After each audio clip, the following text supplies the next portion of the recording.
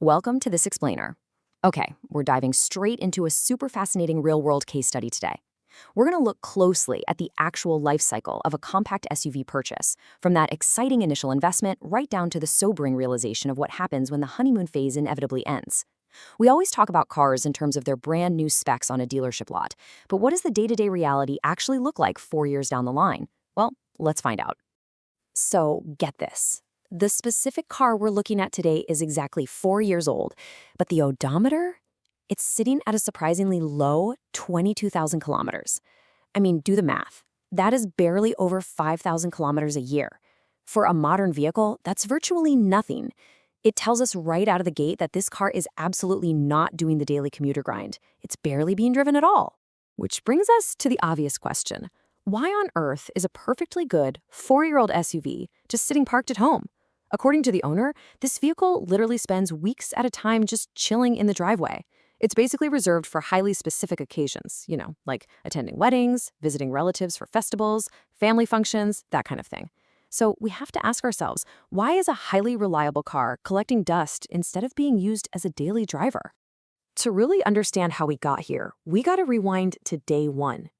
The owner, Dinesh, bought this base model Kia Sonet 4 years ago.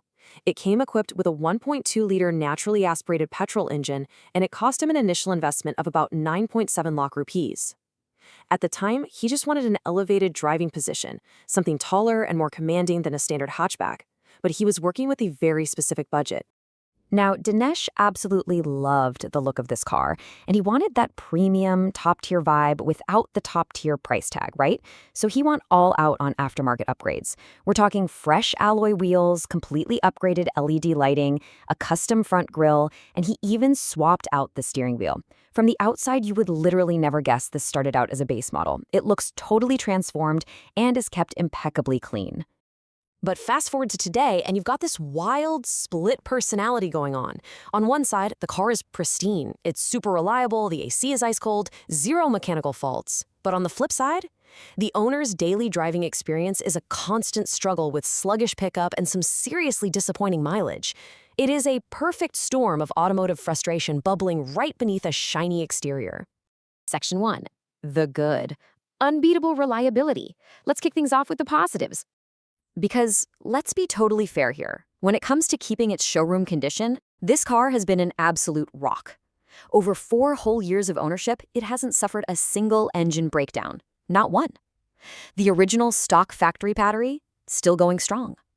Incredibly, the spare tire has literally never touched the pavement. And that AC system we mentioned effortlessly handles the blazing summer heat. In terms of just turning the key and knowing it'll work, it's flawless. Section 2, the reality check, power and performance. But here's the catch. The second you press the accelerator, all that satisfaction just kind of evaporates. The harsh limitations of that 1.2-liter engine kick in. As Dinesh perfectly puts it, quote, "The car simply doesn't run fast. I have to constantly downshift just to get it moving," end quote. The engine severely struggles to build speed, especially under the heavy load of that awesome AC.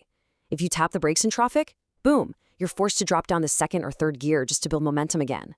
It's honestly exhausting. And, you might forgive a sluggish engine if it saved you money at the pump, right? Well, no such luck here. On local city and village roads, it's squeezing out a measly 12 kilometers per liter. Even cruising on smooth highway stretches, it tops out around 16. For a lightweight, underpowered petrol engine, those numbers just absolutely do not justify the total lack of performance. So this begs a super logical question, one his friends actually ask him all the time.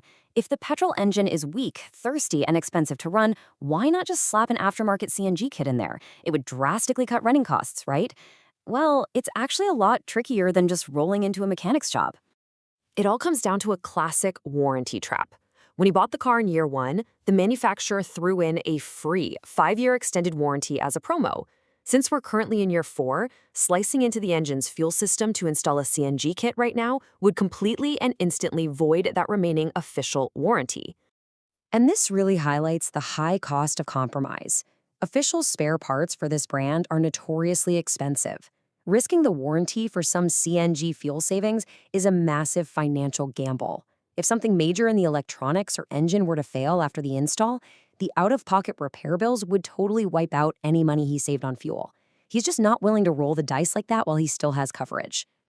All of this, the sluggish performance, the high fuel costs, the warranty anxiety, it's led to a pretty stark, honest realization. Dinesh basically said, I have driven it enough. There is nothing good left to feel about it. He still polishes it, he still maintains it, but that emotional connection to driving it, it's completely gone. He's entirely over it.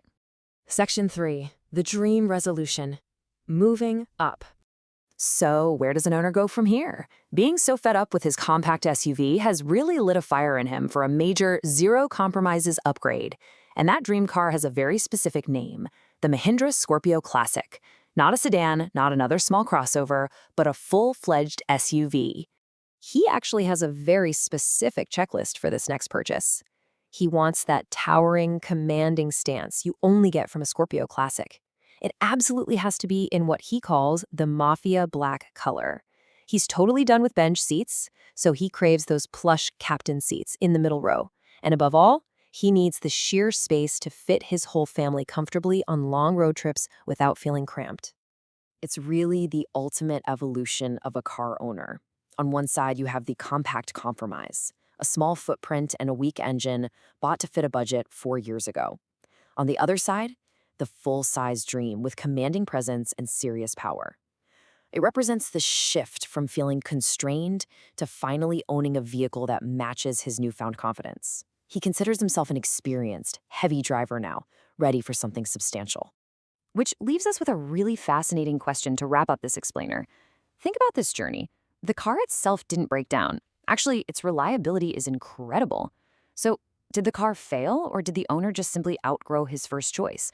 It's wild to think that a statistically reliable car isn't always the right car in the long run. Our needs, our budgets, and our driving confidence usually evolve way faster than the vehicles parked in our driveways. Definitely something to chew on before your next car purchase. Thanks for hanging out with me for this explainer. I really hope it gave you some cool insights. Catch you next time.